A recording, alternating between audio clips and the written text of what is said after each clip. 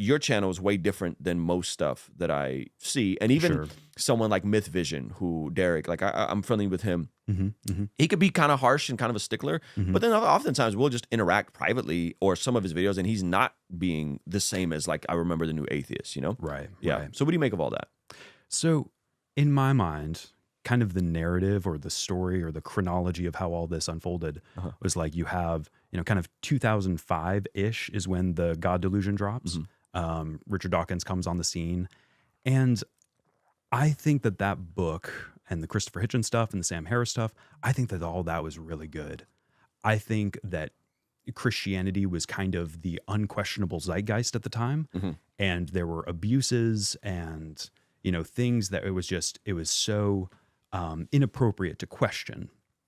And I think that those things needed to be taken to task. I think that Christianity needed to have a mirror held up to its face and say, hey, you can't do things like this. The pedophile priest scandal coming to light, a lot of the like hyper conservative mixing God with religion, or I'm sorry, mixing politics with religion. I think that needed a light shown on it. And so the harshness of the New Atheists, I think looking back, I can really understand it and where they were coming from. And like, reading Christopher Hitchens now, it almost feels tame. It's like, yeah, these criticisms are like really criticizing the excesses of religion. I think where the New Atheists kind of went awry is that they were focusing on the worst permutations of religion rather than just the average believer. And now with what I do in auditing these churches and going and talking to pastors and imams and rabbis and, the average parishioner of a cult or a denomination, it gives me a much better sense of like, yeah, but who are the average, real, everyday players in this? Okay. So, when I deconverted, my whole story, so I converted at 13. In high school, I was a worship leader, a chaplain, and a street preacher. Then I went through a 3-year pseudo-seminary with Dr. Michael Brown at Fire School of Ministry, was a hyper-charismatic for a while. And then after that, I got my undergrad at Wheaton College. So spent 4 years there and then deconverted halfway through my time at Wheaton.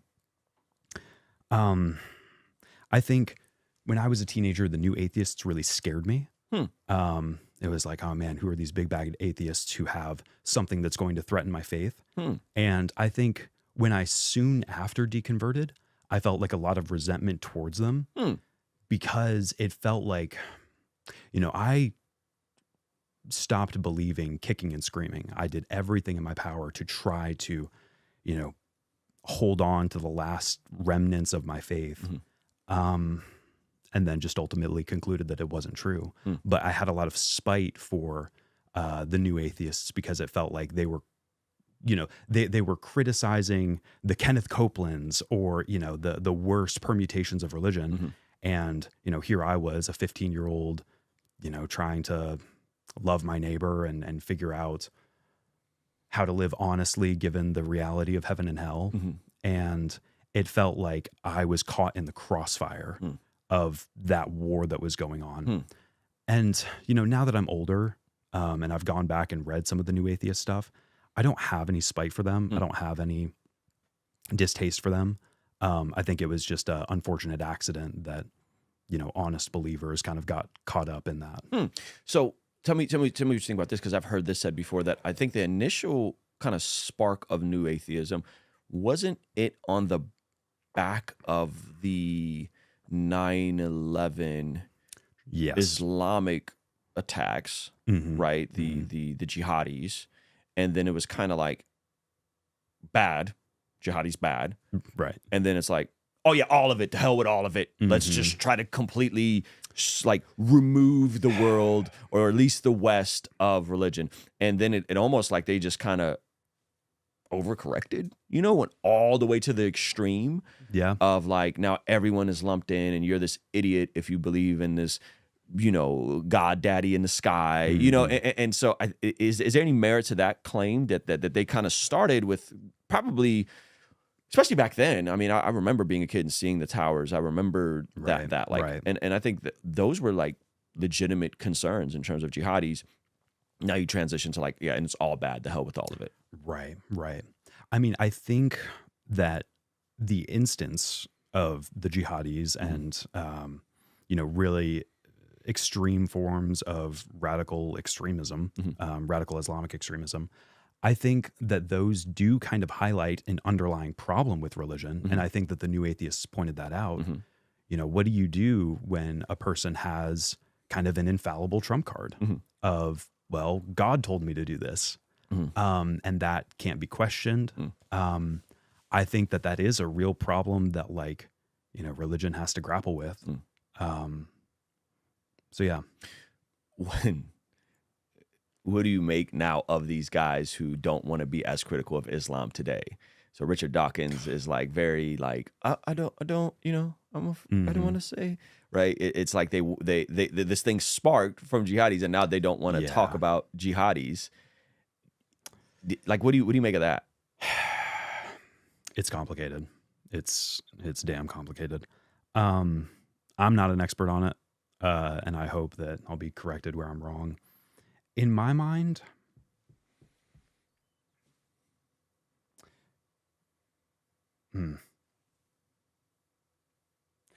yeah. So I mean, I think that no religion should be off the table to criticize or analyze or scrutinize.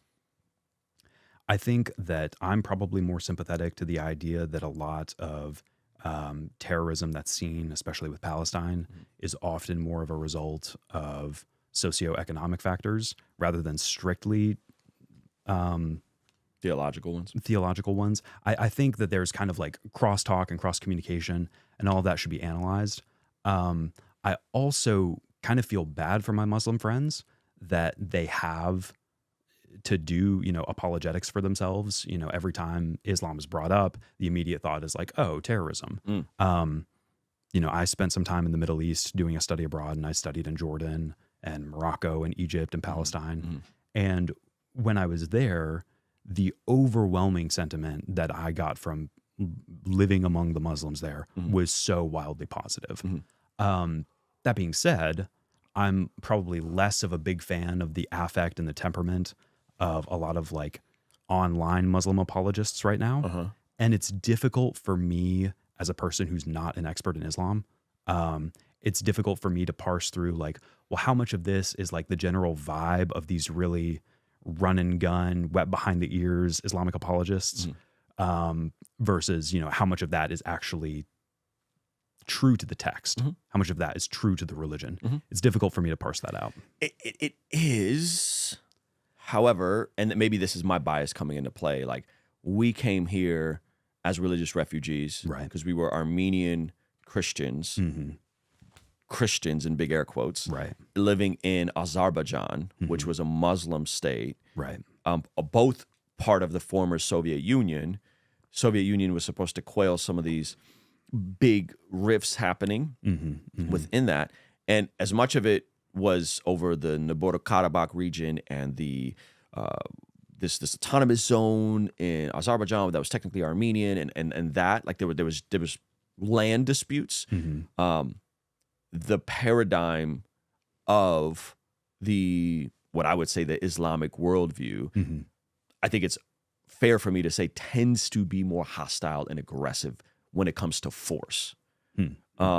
They don't have a problem with taking it there.